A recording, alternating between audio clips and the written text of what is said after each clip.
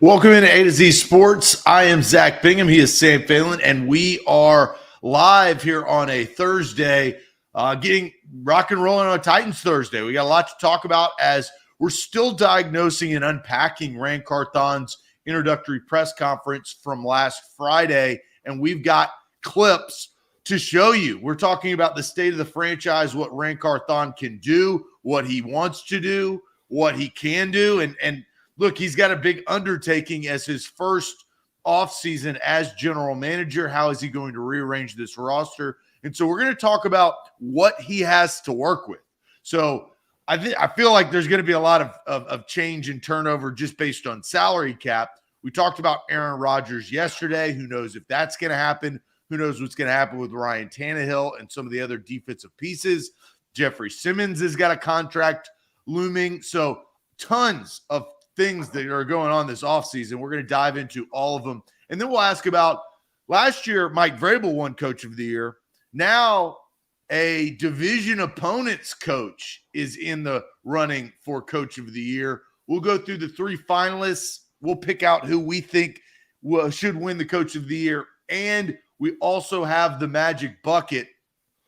Sam, last week, I picked out a fake mustache. The problem is I have a real mustache, but I have ordered, and I ordered it probably a week ago. It's supposed to arrive today. So tomorrow I may be having to do indirectly double Magic Buckets, but we'll find out. Let's get this thing started. Tell the fine folks what they need to do before we officially get things going. Well, thank you for joining us this morning. A lot of Titans talk as Zach went over. But if you're watching the show with us this morning, make sure you go ahead and share the show off the bat. If you're watching on Facebook, go ahead and hit the share button on YouTube. Send the link to a friend on Twitter. Hit us with a retweet at A to Z Sports. However it is that you're joining us, make sure you get somebody else involved too. That's the best way to grow the family. Best way to support the show and help us out before we get things going each and every morning. Yeah, that's absolutely right. Well, let's officially get this thing started. Welcome to A to Z Sports. I am Zach Bingham. He is our Titans reporter, Sam Phelan. And we are A to Z Sports here live on the morning show. And we are driven and powered. Our title sponsor is BetMGM. We love BetMGM. Download the BetMGM app and use the promo code ATOZ Sports. They've got you covered each and every night. Hey, last night I was in the green, baby. I had a good night last night, and I also have a 5-leg parlay that can hit tonight with an NBA win. I'll talk about that a little bit later on in the show. But BetMGM, shout out to BetMGM. You may have bad nights, you may have good nights. Last night was a good night there on BetMGM. Also got to thank our presenting sponsors, including Wilson County Hyundai. Your perfect make and model is right around the corner at wilsoncountyhyundai.com. Farm Bureau Health Plans, FBHP.com/A to Z to get your new health plan. I got my new health plan last year. I'm carrying it over into 2023 because it is such a good health plan for me. It could be a good health plan for you as well. The Bone and Joint Institute, don't fumble on your recovery. They've got the state-of-the-art facility down there in Franklin, Tennessee, and satellite locations all throughout Middle Tennessee. And the official injury lawyer of the Tennessee Titans and the official injury lawyer of this morning show, which is Hughes and Coleman. We love Hughes and Coleman. You know, you may get into a car accident and be in a bind. That's where Hughes and Coleman can help you. All right, Sam. Rand Carthon spoke at his introductory press conference last Friday, and he had a lot to discuss and a lot to say about where they are, where the state of this roster is, what he thinks about. And we're going to just play it right out of the gates, which is Rand Carthon talking about trophies. Now, the Titans haven't really hoisted a lot of trophies when it comes to team. Division titles are nice. Hosting home playoff games after those division titles are nice. The Titans are not the Indianapolis Colts. They do not hang a banner for every time that they win they make the wild card in the AFC 3 years in a row. Like, we earn our banners in Tennessee. Like, we gotta earn those trophies. Well, not necessarily. The Preds have gotten criticized for hanging banners. All right, that's fair enough. But the Colts is, look, you bring that up, that is true. So talking about trophies, let's hear what Rand the man himself said. Rand, what will your team look like if everything goes according to plan? We'd be hosting trophies and having parades, and it's gonna be a grind. It's gonna be a process. And like I said, our thing is right now is me and Mike developing our relationship, and really me coming in this building and learning, what's in place and how I can add value. One thing I imparted on the group during my interview, my stepfather was in the military, and I moved around, a bunch throughout my life. And living in San Jose these past few years, that's the longest I've ever lived in one spot in my 41 years of living.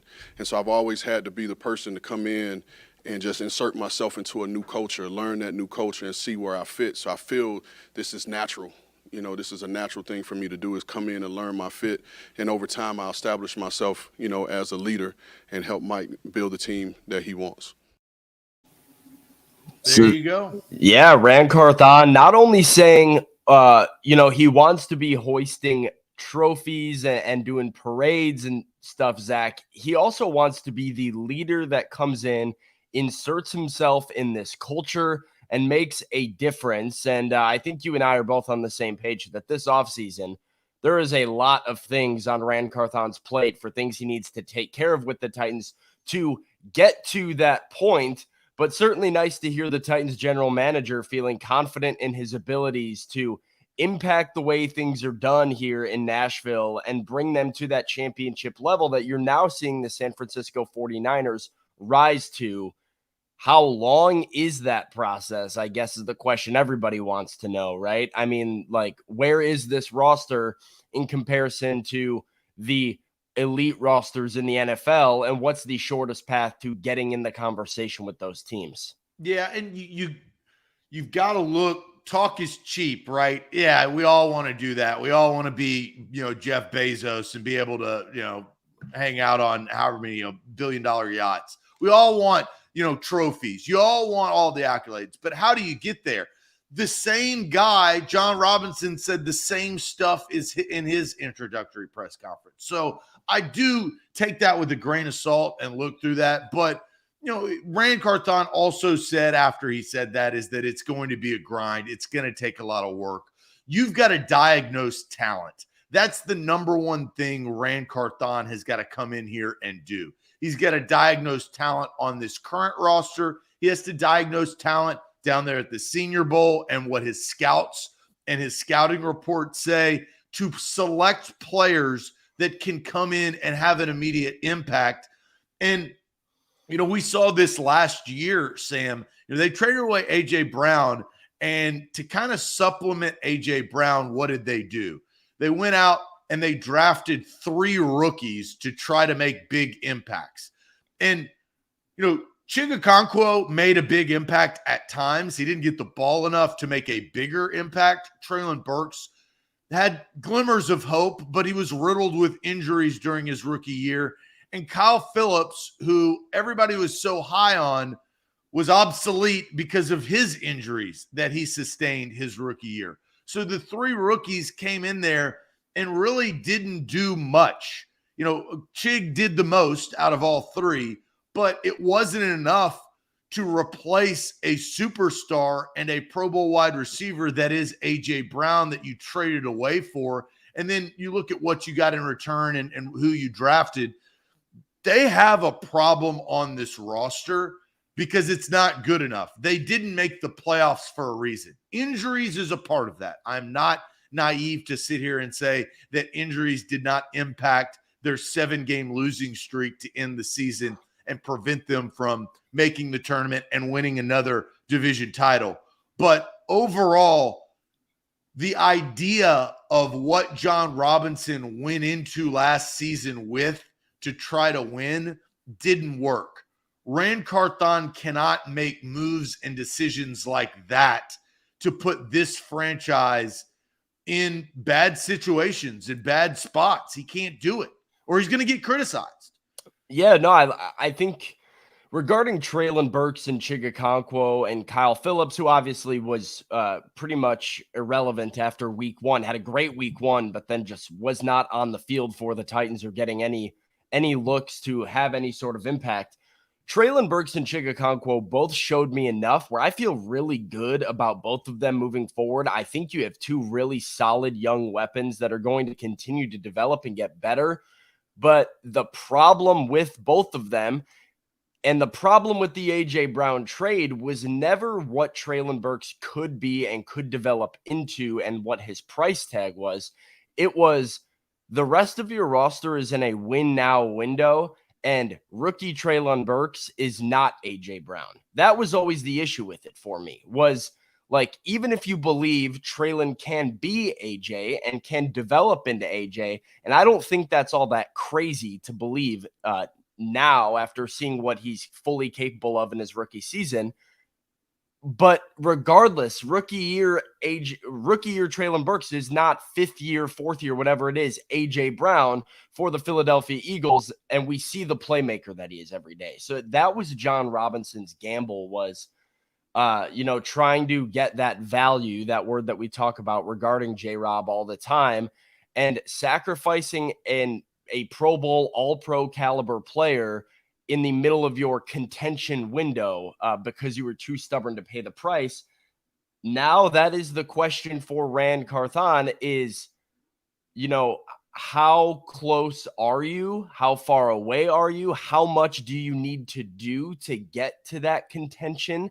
Like, there's no doubt that they were not good enough in 2022. How much of that was due to injuries? Where does the roster actually stand? Those are some of the important questions that, need to be answered. And Rand did get asked about, and we'll get into that here in a little bit, but he was asked about those questions during that press conference. Well, yeah, and two words that he spoke of, something that we've heard all too often, good and great. And, the chat, I can even see eye roll emoji of good and great. Well, we're going to hear Ran Carthon talk about good and great and see how the Titans can make that transition. We'll hear Ran Carthon here shortly, but first, do want to tell everybody about Wilson County Hyundai. Wilson County Hyundai is where you need to go to get your next ride.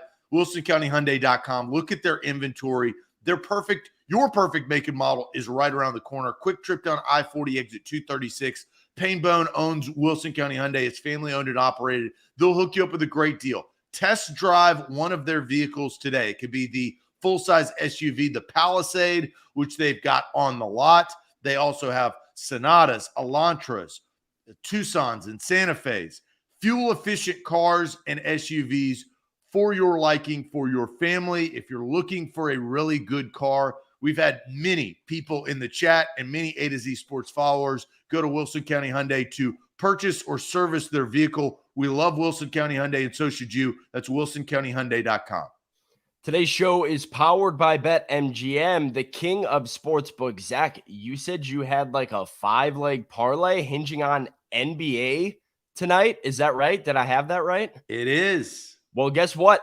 BetMGM right now has a NBA one-game parlay insurance. That means you get up to $25 back on any single game parlay in the NBA of 4 legs or more if your bet falls just 1 leg short. There's no worse feeling in sports betting than that nice parlay that you've got cooked up, that you've been staring at all day, being like, I think this is the one, and then you come up 1 leg short. Well, BetMGM has that parlay insurance where you can get $25 back on your pick if you are just 1 short. That's BetMGM.com and the BetMGM app. I'll tell you my parlay because I do have that. I get insurance. You get $25. I'm cooking. I'm cooking with gas, baby. I'll disclose who I need to win tonight later on in the show. Let's hear from Ran Carthon. We heard a lot of we got to go from good to great from John Robinson a lot over the last several years. What does Ran Carthon think the Titans need to do? As you peruse this roster and you see kind of where things stand right now, do you feel like this team is maybe just a few fixes away from being a contender again, or do you feel like that there's major changes that No, this is a competitive team. This is a competitive team, and we can win football games. But at the end of the year, you evaluate your roster every year, and you're always looking for ways to improve that.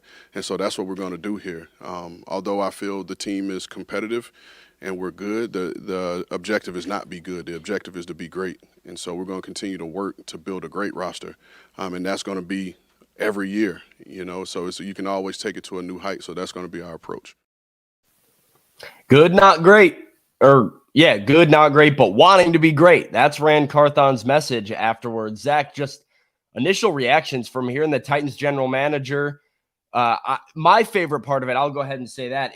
I like that he says at the end, that's going to be every year. That is going to be an every year growth mindset, because that is the one thing John Robinson did not do with the Titans. But John Robinson hit a wall. He had grown them and grown them and grown them, and hit a wall where they stopped improving. Ran Carthon says, we're not stopping just because we're good, and we're going to keep on improving and looking to improve year after year after year. Yeah, and Ed, I do agree with Ed. It's a little GM speak there, but I think why we pulled that clip for today's show is to kind of get into the question, to get the chat involved and ask what we're about to ask, and that is, does Ran Carthon's assessment of this roster, is it realistic? Or was that just lip service because the owner of the Titans, Kenneth and Amy and the front row, he said the front row quite a bit during his press conference. That front row was sitting there. Nobody likes, to be, to come in there and tell their baby, it's ugly. Right? You don't want a Seinfeld episodes. That baby is hideous. You're not going to go in there and say that this roster is trash and I'm the only thing to save it. Right? So Ed's right. There's a little GM speak, but let's be honest here in the comments. And Sam, I'm curious to hear what you have to say about this. Would you consider the Titans' current roster to be great, good, average, below average, or bad? So there's a lot to dissect. Would you consider the Titans' current roster to be great, good, average, below average, or bad? Now, there's going to be some moving pieces. We know that. But I do think diagnosing where Ran Carthon is right now, today, end of January, before the official offseason starts, before you got to make a decision on cutting Taylor Lewan or Bud Dupree or Robert Woods or re-signing Jeffrey Simmons and David Long Jr., all of those decisions, or Ryan Tannehill. If you're going to take a flyer on Ryan Tannehill because the cap hit is not as much as it was last year with $54 million, or you're going to ride with some of the same pieces. So trying to dissect, Sam, I'm going to send you to the comment section. The options are, is this roster currently that Ran Carthon has to deal with? Rand said good. We saw this. He said good and competitive. Is this great, good, average, below average, or bad?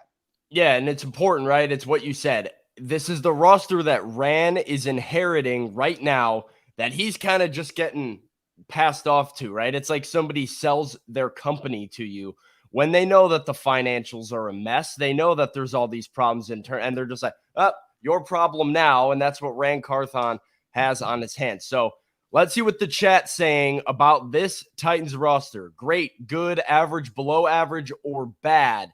Tighten Up says bad. Mr. Jones says good. Jared says average. Not Stretch Armstrong. Important to note, this is not Stretch Armstrong. Average. Jonathan says below average. Jay says average. John says average. Mr. Cloud, average. Drew, average. Connor says below average.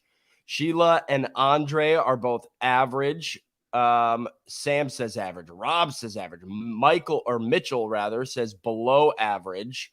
We got a lot of averages coming in from Scott, top tier, Nate's Burner, Nick. Mr. Jones says good, but underutilized. Ed says good. Hassan says below average. Frank, average. Jacoby, average. Jeff says average at best. It's not good. Austin Stanley says the Titans roster is breathtaking.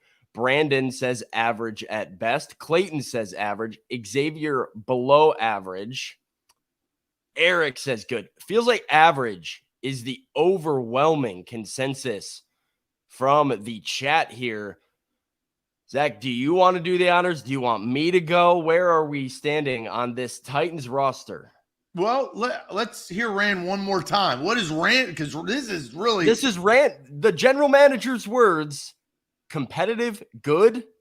Let's hear those one more time before I have my answer. Do you have yours? I have mine ready to go. We'll hear what Rand has. As you peruse this roster and you see kind of where things stand right now, do you feel like this team is maybe just a few fixes away from being a contender again, or do you feel like that there's major changes that? No, this is a competitive team. This is a competitive team, and we can win football games. But at the end of the year, you evaluate your roster every year, and you're always looking for ways to improve that. And so that's what we're going to do here. Although I feel the team is competitive and we're good, the objective is not be good. The objective is to be great. And so we're going to continue to work to build a great roster.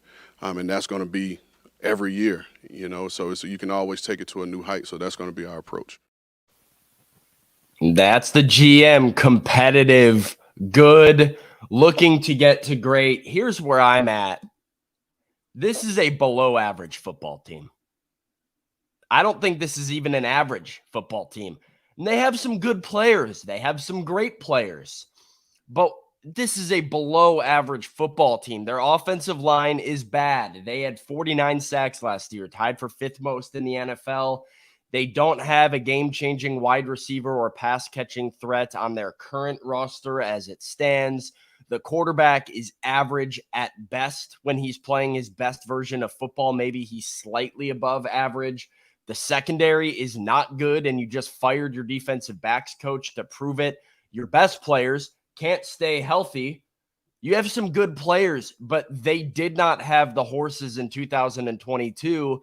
I think this is they look good to slightly above average at times because of Mike Vrabel. I think the roster itself is a below average team. I don't see how this is a truly good and competitive roster in today's league with the lack of depth at so many of the premium positions in the National Football League. Sam, you're right. That's what I was going to say because it's the truth. Let's not get skewed on this. The Tennessee Titans last year were 7-10. They beat the Raiders. They're picking top 10. They beat the Colts twice. They're picking in the top 10. They beat the Texans once. They're picking number 2 overall. They beat the Broncos. They're not picking, but should be picking in the top 10. They beat the Packers. Didn't make the playoffs. They beat the Commanders. Didn't make the playoffs. They didn't beat a playoff team. Did the Commanders or the Packers go over 500? Green Bay might have, right? 9-8 or something like that. But the Packers ended up 8-9, under 500. What did the Commanders end up? The Commanders, they didn't make the playoffs either. The Commanders ended up 8-1. 8-1. So they didn't beat a team over 500. Correct. They didn't beat a team with a winning record. You can't say that this team is great. You can't say this team is good.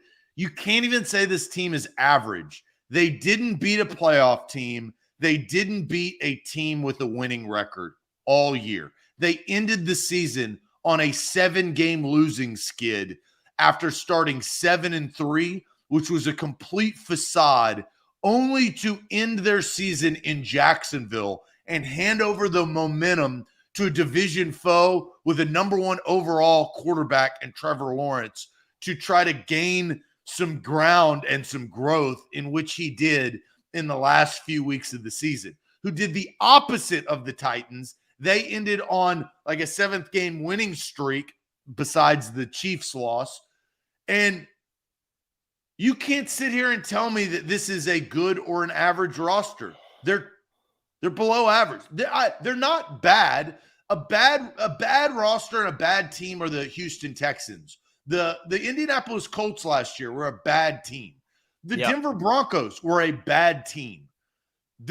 Your Chicago Bears, bad team. Yeah. But the Titans are not bad, but they're not average either. Like, No. and the proof is the proof is in the pudding.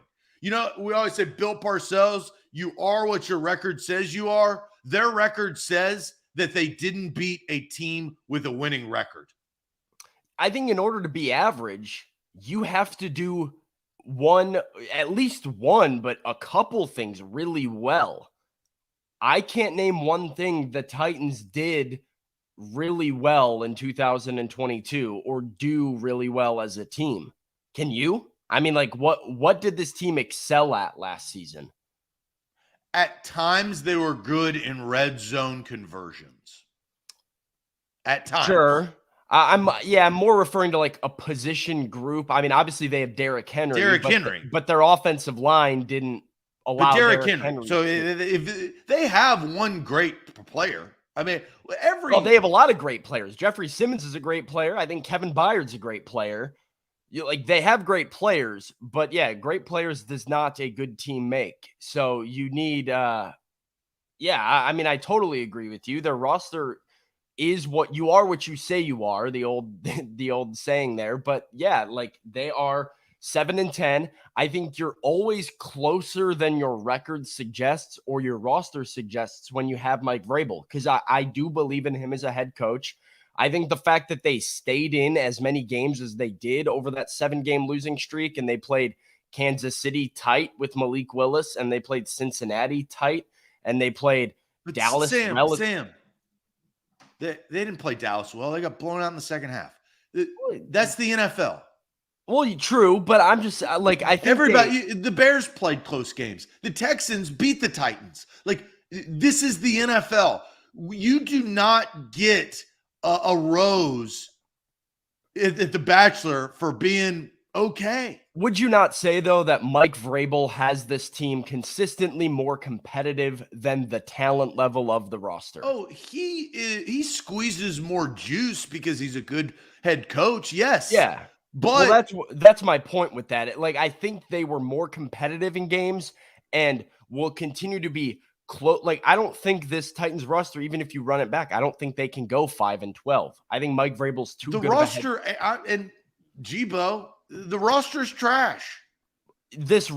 I think Mike Vrabel's too good of a head coach to get that bad unless you're almost intentionally doing it with some of the talented players that he has. I'm in agreement with you, though, on the roster. Like I said, below average. I don't think this is a good football team on paper. I just think, like, it might be masked a little bit how far away the roster is because Mike Vrabel gives you the illusion that you're closer than you actually are. I agree with that statement. I do. I think that Mike Vrabel, Jeffrey Simmons, Derrick Henry, and Kevin Byard are masking agents. But sifting through, that's 4 people. It's 3 players and 1 coach. There's only so much that you can do with those 4 individuals masking Dennis Daly, right?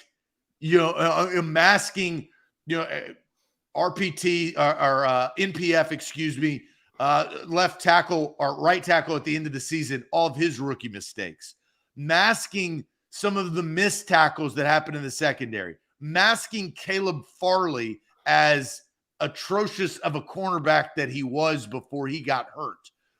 There's only so much that you can do. And, even Robert Woods' drops, Traylon Burks' rookie mistakes, NWI being a 5th wide receiver trying to play number 2 wide receiver at times. So, like, we're criticizing, yes, but I think what this was aimed to do is we listened to Rand Carthon and we realized that was a lot of lip service because the front row ownership was sitting in the room. Fact of the matter is that this roster is below average. Now, here is that is the negative. That is the glass half empty. There is a glass half full. And you kind of stated it at the beginning of the show. Chig is going to get better. Traylon Burks is going to get better. They have an 11th overall pick, and they pick high in every round because of that 11 overall pick, right? So they get benefit. They have a new GM picking players. Derrick Henry is still on the roster. There are things that Christian Fulton, I think, will improve and progress next year. You hope. If he You can hope he's stay on healthy. the field. Yeah. Harold Landry will be back next year that you didn't have after you paid all of that money to. Danico Autry is a good quality player. So that's the glass half full that there are glimmers of hope to improve. You're going to rid yourself of Robert Woods' drops possibly, or not paying Bud Dupree to have a hip injury. So there are good things, but right now this roster is below average. Yeah, I think that the glass half full approach is important to keep in mind, because having Harold Landry back, right? You look and you say, okay, well, now we have Landry, Simmons, Tart, Autry, Weaver coming back on our defensive line. That's something to get excited about. That's something that you can be like, okay, we might have that figured out. Traylon Burks, Chigakonkwo developing, Derrick Henry.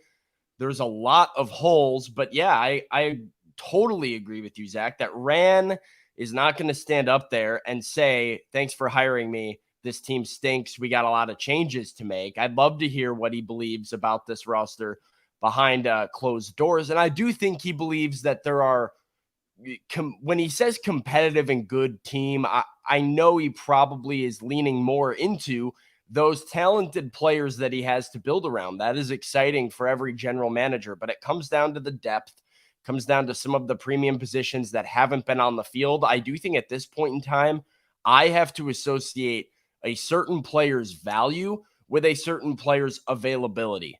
Like, I can't go into next season and being like, well, we've got middle linebacker, assuming they sign him back. But, well, we got inside linebacker figured out. We've got David Long. Well, we've got our cornerback one and Christian Fulton. I don't know if those guys are going to be out there. And that's something that Rand also has to take into account when building this team, is how available is this roster going to be? And that affects your talent level and your ability to compete as well. Well, based on the odds, and you would think, we thought this last year and we were wrong. Oh, this team can't be as hurt as it was in 2020. Yes, it can. It can, and it did. But now we're here, Sam. Oh, Sam. It can't be as hurt as it was the last 2 years in 2023. I mean, there is that. And Caleb brings up, you also have a new offensive coordinator to improve the offense. So you don't have bonehead decisions by Todd Downing that we had to deal with, watching this team all last year.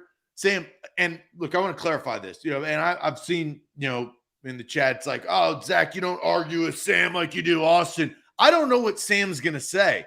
Sam, I had no idea how you're going to answer that question. Yeah. I don't know what Austin's going to say when he's on the show.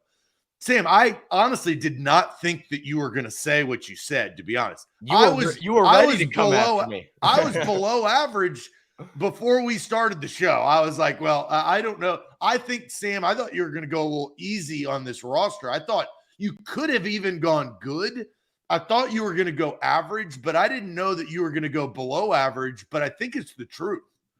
Yeah, no, I mean, yeah, that's an important detail. I feel like that kind of goes behind the scenes information that is important. Yeah, that in order for the genuine conversation and the genuine reaction that we have going back and forth, we do not share our opinion. We talk about topics. We talk about, what are the questions we want to ask and answer and go over today. And that's it, right? I mean, it is as blind as it gets to get as good raw conversation as possible on the show. We want those conversations to happen on the show and not off the show. But yeah, that is the truth, in my opinion. Glad that you agree. However, I think there are more. Not to get all optimistic now, but I do think there are a lot of those glass half full things you can look at. The question is, can Rand even get them there? Zach, I don't even mean to whatever. I feel like I deal with injuries all the time. Like, my love for baseball, my Chicago roots. My baseball team can't stay healthy. Like, it's like the same, and that everybody says the same thing. Well, you know what? This is going to be the year that so-and-so plays 140 games, that so-and-so, can throw 200 innings. No, if you're hurt, you're probably a guy that has problems and stays hurt. They're injury prone is called injury prone for a reason. Like, and with the Titans, I have a hard time overlooking that. Like, I view anybody that is one of those repeat offenders of soft tissue as icing on the cake. If we get production out of them, great, but I can't rely on you. Like, that's been proven to me over the last season, 2 seasons. Harold Landry, different story, right? ACLs, like stuff like that happens. But soft tissue, those guys that are missing with a groin today, missing with a hamstring today, missing with a bicep the next day, I don't know if I can rely on you. Well, and DeMario brings up what I was about to say. The fact of the matter is that look at the teams in the NFC and AFC championship games. Besides the 49ers, which we all know is so well constructed that it doesn't matter. They're well coached and they put their playmakers in positions to thrive. Christian McCaffrey is healthy. Deebo Samuel is healthy. Brandon Ayuk is healthy. Nick Bosa is healthy. They're premier players. We talked about the Titans' premier players in Byard, Simmons, and Henry. The Eagles, they still have Devontae Smith. They still have A.J. Brown. They still have Jalen Hurts. The Cincinnati Bengals still have Jamar Chase and Joe Mixon and Joe Burrow. The Chiefs, who their quarterback, Patrick Mahomes, got hurt, is no longer in a boot, is walking around. I don't know if you saw that clip from his press conference. He had a little spring in his ankle, which I was surprised about. They still have Travis Kelce, right? Like, they still have Chris Jones.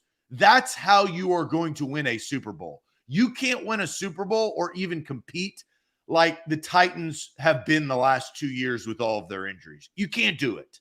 Yeah, and that comes down to how you assess talent too. I mean, like, I don't mean to harp on the same guy or the same pick, but John Robinson drafted Caleb Farley knowing that injuries was a thing, knowing that back surgery was a problem that he had, and ACL was a problem that he had, and he drafted him anyway. And, those same problems continue to come back to bite Caleb at the NFL level. And now your first round pick not only can't get in rhythm and is not playing very well when he's on the field, he's not healthy and not out there for you at all. And so that's another thing Rand mentioned that maybe we can go over on a different show, but how you assess. Look at the other teams, Sam. Look at the other teams that they played. The Bills were healthy. The Jags were healthy. The Cowboys were healthy before Pollard, he broke his leg in the game. So they were healthy going into that game. The Giants were healthy. They just got blown out by a better team. All of the competitive teams in the divisional round didn't have the injury history. I'm not saying that they didn't have injuries. Everybody deals with that. It's the NFL. It's at the end of the season. It's January. But that's something that Rand has got to impact. I don't know how. It's a hard puzzle. But you're not going to get to the divisional or championship round in the NFL playoffs playing like the Titans have been with all of their injuries the last 2 years. And if the money, look at the money, Zach. Look at the money. Bud Dupree, Taylor Lewan, Harold Landry, Ryan Tannehill. These are your big ticket, big money guys, and they're not on the field. So, you want to talk salary cap, you want to talk injuries. Look at the money. You can't spend money and have your investments be guys that aren't going to play for you. You're going to lose games because, most of the guys on the field are on rookie contracts or league minimums because they came off the street 2 weeks ago. And the guys that are making $20 million a year are at home on the couch. So let's do this. I'm going to do this on the fly. I know we don't do math on air. While you know what I'm going to do? No, okay. This is what tell the fine folks about Hughes and Coleman. And I am going to calculate while you tell us about the official injury lawyer of the Tennessee Titans. I am going to calculate the amount of money that was not available at the end of the season. Yeah. All right. Before I do that, I do have to get rid of this slander. Ryan says Sam being a Cubs fan. Sam is not a Cubs fan. Sam is a South Sider. I got to set the record. I can't let that comment live and not get acknowledged. But you said it, Zach. While we're on the injury topic, I want to tell you guys about the fine folks at Hughes and Coleman Injury Lawyers, the official injury lawyers of the Tennessee Titans. They get a lot of work done if they're the official injury lawyers of the Tennessee Titans. If you've been injured in a car wreck, you need to call Hughes and Coleman for a free case consultation. Their phone number, as easy as it gets, that's 800-800-4600. They have the resources at Hughes and Coleman to go and fight the big companies, big insurance companies, to get you every dollar that you deserve from your car wreck. They've recovered over $1 billion for their clients in Tennessee and Kentucky over the last 30 years. So give them a call. Get that free case consultation. That's 800-800-4600 for Hughes and Coleman Injury Lawyers, principal office, Nashville, Tennessee. Don't forget about BetMGM, though. BetMGM's got you hooked up right there. Promo code ATOZ Sports, are the king of the sports book. And here's what they got going for you. They've got that NBA game parlay insurance. NBA one-game parlay insurance. Get up to $25 back on your NBA one-game parlay of 4+ legs if it falls one leg short. My one leg that I am looking for, I've got Celtics money line over the Knicks tonight.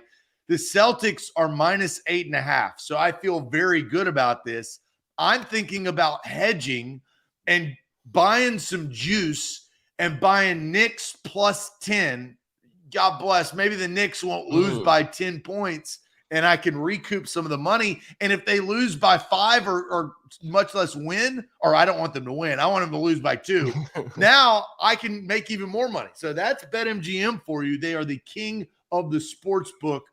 All right, Sam, I calculated this. This is sickening. Can I guess the number first? So this is what I did. Yeah, let me tell you what I did, and then you can guess the number. I took 1, 2, 3, 4, 5 Tennessee Titans base salaries, not including signing bonus, that were unavailable at the end of the season. 5 big-time names, I would say, impactful players. How much money in base salary do you think that equated to? Well, I'm going to guess you're going Landry, Tannehill, Luan, Dupree, and who would be your other? I knew I was going to trip you up on this last one. This fifth one. David Long's not making enough money to be on the list. AJ Moore, who are they paying? That I don't. What's your number? $105 million. You went over. Yeah. The fifth guy was Ben Jones, $5 million base salary. What's Cunningham making? I guess he was unavailable as well. He came back. Yeah, Cunningham was out. He was on IR. Well, so this balloons this thing. If you take 6 players, including Cunningham, it would be $89.8 million. And what's the cap? I mean, the cap is like double that, just over double that, right? Like $89.9 million from those 6 guys. Ben Jones, who's making 5, Cunningham's making 11. And that's not factoring in the guys like Nate. Well, I guess Nate Davis did come back, Nate Davis is on IR too at the end of the year. So Nate Davis, we could keep adding players. Right. That's the point, right? Is you're at 80-something million just in those guys, and there's plenty of other injuries to add on top. I guarantee $100 million was not available at the end of the season in base salary. I'm not even talking about signing bonus, because if you look at signing bonus on top of that, Ryan Tannehill and Bud Dupree's signing bonus is $8.3 million alone. Harold Landry is 3.8.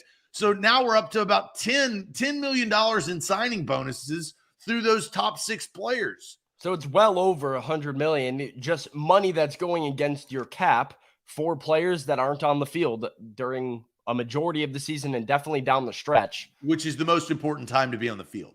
Especially because somehow this team played for spot in the playoffs, which is weird to think about given Well, everything that was we more just of said. the division, the state of the division. Yeah. Yeah. So, That's odd given everything that we just went over with the roster, but well, Mike Vrabel got Coach of the Year last year. This, I think, is a good conversation. Let's try to find out who should win Coach of the Year this year. And one of the guys includes a division opponent.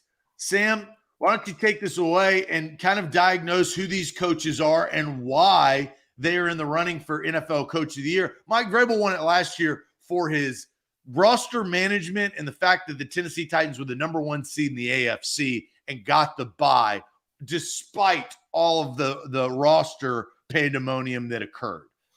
Yeah, I mean it's a regular season award, right? Which a lot of people disagree with. I don't know. I kind of have an issue with it too. I think how you coach in the playoffs does matter, but the AP NFL Coach of the Year finalists were announced yesterday. Here they are. It is Doug Pederson of the Jacksonville Jaguars, Kyle Shanahan, head coach of the San Francisco 49ers, and Brian Daboll, the head coach of the New York Giants, 3 teams that made the playoffs. The Niners kind of overcoming injuries throughout the season, using third-string quarterback Mr. Irrelevant Brock Purdy down the stretch, and they have not lost since they acquired Christian McCaffrey in a trade. Doug Pederson, the Jaguars, Titans fans know what the Jaguars were able to do down the stretch. They surged late in the year. They stole the AFC South. They came back from 27-0 against the Chargers to move on to the divisional round. Finally got the Jags back into the playoffs, and Doug Pederson also helped spark growth from Trevor Lawrence in year 2. Brian Daboll with the Giants. Daniel Jones had a productive season where he took care of the football after that was a big issue of his in his first 3 seasons of his NFL career. The Giants also got into the playoffs at 9-7-1 and won a playoff game in Minnesota before getting beat by the Eagles last weekend. But 3 coaches, Zach, that I think undoubtedly got the most out of their roster in 2022. So those are your Coach of the Year finalists, which brings us to our second question of the day. Yeah, and we've got answers coming in. Nika says Kyle Shanahan. There's a lot more Dabolls that I surprised. Ty Smith says Daboll. Rob says Daboll. Patrick says Daboll. Giants coach there from Denise. Jason's given it to Pederson. Daboll hands down from MB. Pistol says Daboll. Mark says Daboll. I mean, I don't know. I'm surprised top tier with Daboll between Daboll and Dougie. What do you think Daboll should get it? Like, is that the clear winner in your opinion? Well, number one, I think the reason that we can have this conversation, I don't think there's a clear winner. I think a lot of these awards, you've got your finalists, but you kind of know who's going to win the award, like going in. You're like, they're MVP, right? You put up 5 finalists.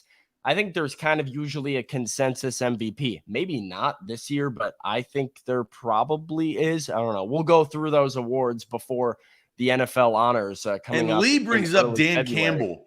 If the Lions, if the Lions make the playoffs, I think it is Dan Campbell. I agree. Which is insane because like the Seahawks, look, they were basically a sacrificial. Somehow the Seahawks winning though that game against the Rams takes Coach of the Year away from Dan Campbell, because if they go 9-8 like they did and they get in, also I think they would have been a problem. But what? Because they would have played, they were playing good football because they were scoring. Jared Goff was scoring points in their defense. They were playing hard. Aaron Glenn finally started to figure it out with that defense. And I don't know. And Jameson Williams showed up. Jameson Williams, we now figured out why he was drafted when he was drafted. Well, they did it to themselves too, though. Who did they lose to? They lost to somebody that was Arizona, somebody like that down the stretch that they had no business losing to. But here's my candidate. Again, reminder of the 3 finalists for AP Coach of the Year, Brian Daboll, Kyle Shanahan, Doug Pederson on the left. My vote would go to Kyle Shanahan, who has the most talent of anybody up there, which I suppose is the knock against him, having all the weapons that he has to work with. he's got Mr. Irrelevant in the NFC Championship game. He hasn't lost a game since he got Christian McCaffrey. And to me, it's an example of a head coach that knows what he does well, knows what his players do well, and just uses them to the best of their ability. Like, I think you could so easily give Coach of the Year to the surprise team every year, which this year I would say is either the Jags or the Giants. Both of them exceeded expectations. But the San Francisco 49ers are a consistent threat to win the Super Bowl. Last year, they were in the same spot, winning 9 or 10 games. They didn't win more than 9 or 10 games. Got to the same spot in the season because of Kyle Shanahan, because of his offense, because of his play calling. He always has a good defense. He always, finds a way to score points. He knows how to run the football. His offensive scheme can fit in Mr. Irrelevant at quarterback or Elijah Mitchell at running back. It can have Jeff Wilson and Raheem Mostert in it and then trade them away to Miami. And it still works because he is a coach that just has a system in place similar to Andy Reid in Kansas City. It's just a well-oiled machine. I have a lot of respect for that organization. So my vote would be for Kyle Shanahan. You know what Kyle Shanahan could have used? Could have used the Bone and Joint Institute. Probably. Because that his quarterback situation changed so much with what they were trying to do and then what they ended up doing, and they did very well. You guys should visit the Bone and Joint Institute. The Titans need to visit the Bone and Joint Institute, as we talked about at the end, $100 million off the books. It doesn't cost you $100 million to go to the Bone and Joint Institute. Don't fumble on your recovery. They've got a state-of-the-art facility down there in Franklin, Tennessee, satellite locations across Middle Tennessee. The Bone and Joint Institute, they are trusted here in the mid-state. They do an incredible job. They've got specialists designed for your injury, whether it's orthopedic, whether it's your shoulder, your knee, your hip, to get you back in place. That's the Bone and Joint Institute. Today's show is powered by BetMGM, the king of sportsbooks. I was using BetMGM yesterday, much like you have been recently, Zach. It's a good time in between football. You sense the end of football coming. This is a time to place some bets on basketball, get involved in college basketball, get involved in the NBA. I stayed up last night, had a few wagers on the Lakers game and watched that. I watched the Grizzlies game against the Warriors. That was a fun game, a very good one. And so if you're watching an NBA game while you wait for the NFL to come back around this weekend, make sure you place a one-game parlay on BetMGM because they have NBA one-game parlay insurance. Get $25 back on your NBA one-game parlay of 4 legs or more if your parlay comes 1 leg short. That is the worst feeling. I was sweating one out yesterday, just hoping somehow my parlay would pull out and cash. It did, but it's nice to know that BetMGM could have been there for me, even if it did not. $25 of parlay insurance back into your account if your 4-leg or more NBA parlay is 1 leg short. BetMGM and the BetMGM app. Visit BetMGM.com for terms and conditions. 21 years or older. New customer offer. All promotions are subject to qualifications, eligibility requirements. Rewards issued on non-withdrawable free bets on site credit. Free bets expire 7 days of insurance. For problem gambling support, call the Tennessee Red Line at 1-800-889-9789. The tough part is, Sam, this show, we've agreed. Kyle Shanahan deserves the Coach of the Year. Oh, you're going there too. 10-game winning streak. He's really got a 12-game winning streak, but the last 2 games don't count because it's a regular season award. Wow. I thought you were going for Dougie P for sure. I thought that's where you were headed. No, I can't do it to the Jags. The Jags played very well down the stretch, and they took care of business. But what Kyle Shanahan, what he thought was going to happen this season with Trey Lance, Jimmy Garoppolo, and then Brock Purdy. The quarterback is the most important position in team sport. And what he was able to do with that quarterback position, that was coaching. You're coaching these guys. And I know that he gets the benefit of making the run last year to the NFC Championship games. He's been there time and time again.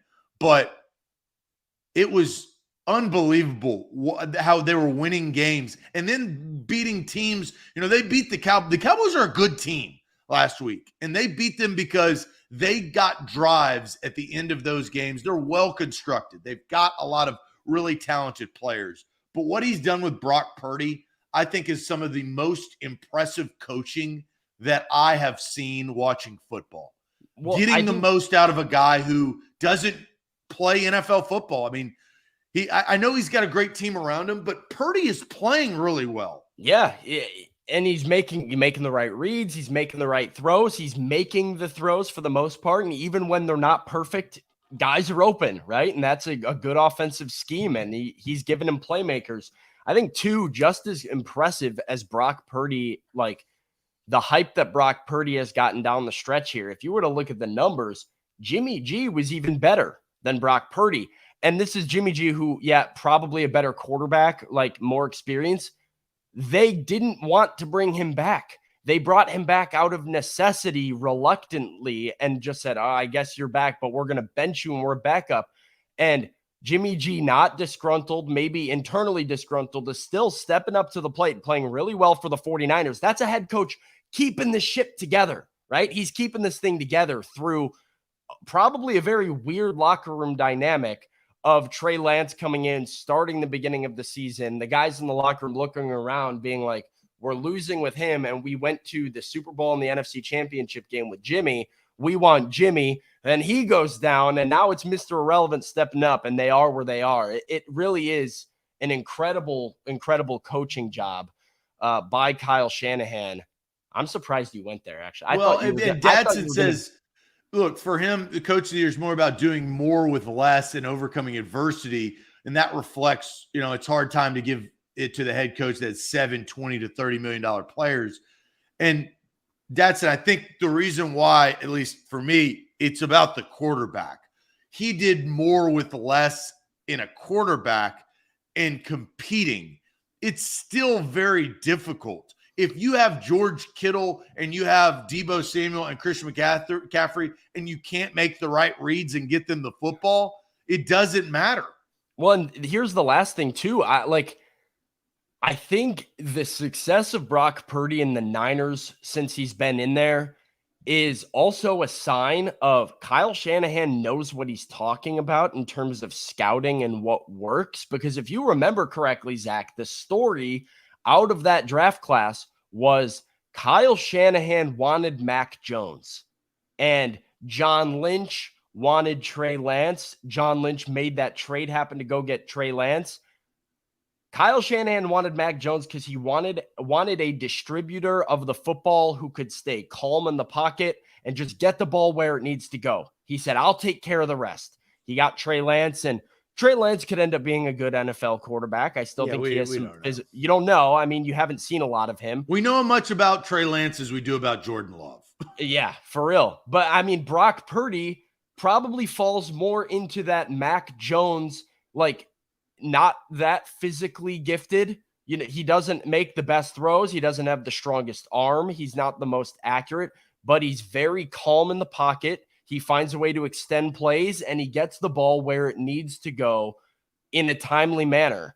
And Kyle Shanahan having the success with Brock Purdy shows me, this is Mac Jones would have worked too. And he would have had the same level of success with Mac Jones because he knows his system. He knows his weapons and his skill players and his team, and he knows what works. And that is another sign of just a very, very special head coach.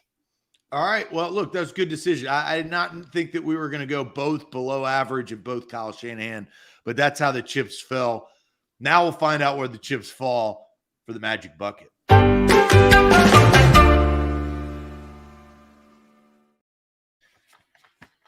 All right, Sam, are you ready? As ready as I'm ever going to be. I haven't done Magic Bucket in a while, but this thing usually finds a way to bite me.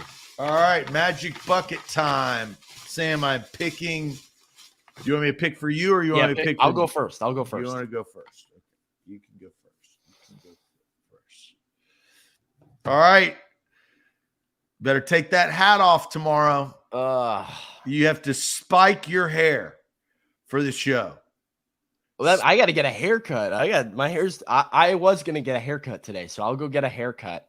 Spike my hair. I'll feel Well, like just shave it into a mohawk then. It says shave into a mohawk. That's what it says, yeah. Spike your hair for tomorrow's show. Okay. That's going to feel weird. It'll feel like I'm in because I usually do like the side deal. I don't do like the front spike. That'll feel like I'm in like tomorrow you're doing front spike. Yeah, that'll feel like I'm in 4th grade again. I haven't done that in a long time. All right, I'm going to rip this up. You, myself, and Austin have all spiked our hair.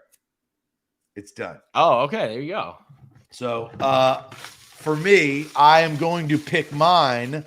But before I do, I am going to tell everybody about Farm Bureau Health Plans real quick. Farm Bureau Health Plans is where to go to get your new health plan. Plan on them for health, dental, and vision, 200+ locations across the state of Tennessee. That's Farm Bureau Health Plans. I switched my plan at the beginning of 2022. Hopefully, I don't need to use my plan after I pick out of this magic bucket.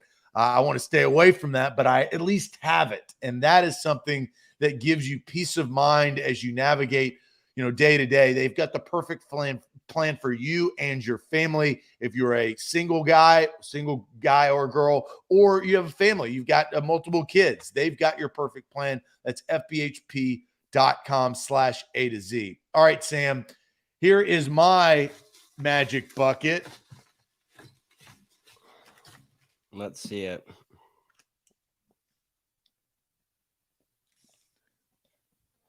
Oh, no.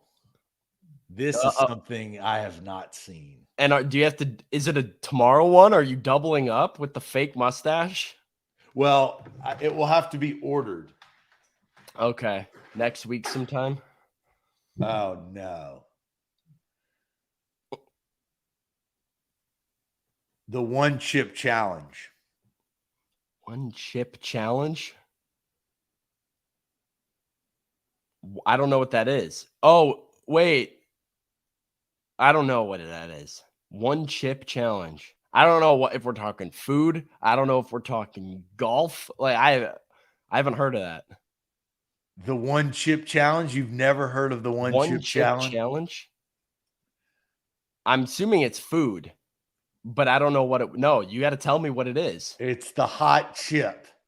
Austin's happy about it. It's just a really hot chip that you have to. Yeah, you have to eat one chip. I got to order it off Amazon. And dude, oh, I am the worst with hot foods. If that was me, I would be throwing up on. I would have to have a garbage bag right here and a mute button ready because I can't even do like the mild buffalo wings at Buffalo Wild Wings. Like I have to get. Well, you're lucky that you didn't get this. One chip challenge. It comes in a package and it is just a singular chip. Yeah, it's like a extremely spicy chip. And the challenge is, I think it's stupid, but you got to do it. You have to eat it. I think it's stupid now. No, I've always been like, what's the point of that? Like, even like the TikTok guys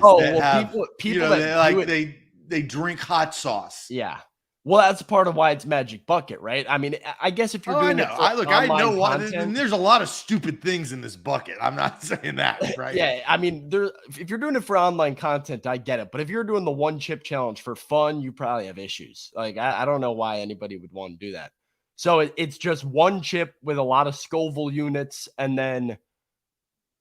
And can you not drink water? Is there a second part to it? Or no, is it it's just a one chip challenge. So I'll probably buy some milk and the chip.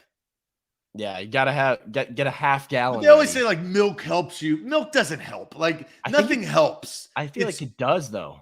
But it's like, on. It does. I know what you mean. It doesn't, but like I think scientifically it does. Or maybe it slightly improves it. So, all right. Well, I'll get on Amazon and order that chip for next week at some point. And I will have spiked hair somebody said I'm going to look like Jeremy Lin. Should I just go all out into it like that and I'm going to get some of the heavy hair paste and go like all the way up? Tomorrow's show will be eye-opening if I get this fake mustache in today too. So that'll be an odd looking show. That's But Friday. All right. Well, like great show today, Sam. We talked about a lot of things, and we will be back here bright and early tomorrow morning. Don't forget, though, guys, like the show before you go. Subscribe to our channel. Like the show before you go if you're watching on Facebook or if you're watching on YouTube. If you're on YouTube, subscribe to the channel if you haven't already. And we will be back tomorrow morning at 8 a.m. bright and early. We'll see you then. Adios.